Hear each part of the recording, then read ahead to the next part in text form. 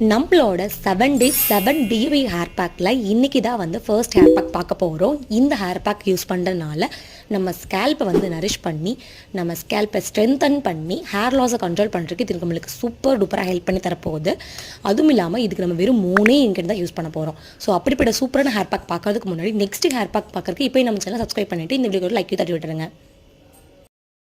இதுக்கு நம்ம first use பண்ண போகிறது ஆலோவேரா ஜெல் தான். இதுக்கு ஒரு மீடியம் சைஸ் ஆலோவேரா எடுத்து அதை 2 பீல் பண்ணி அதில் இருக்க ஜெல்லை மட்டும் தனியாக எடுத்து ஒரு மிக்ஸ் ஜாரில் ஆட் பண்ணிக்கோங்க. அதுக்கப்புறமா 2 எக் எடுத்துக்கோங்க. அதில் இருக்கிற ஒயிட் மட்டும் தான் நம்ம யூஸ் பண்ண போகிறோம். குட்டியாக வந்து ஹோல் போட்டு ஓப்பன் பண்ணி அந்த ஒயிட்டை வந்து ஆட் பண்ணிக்கோங்க.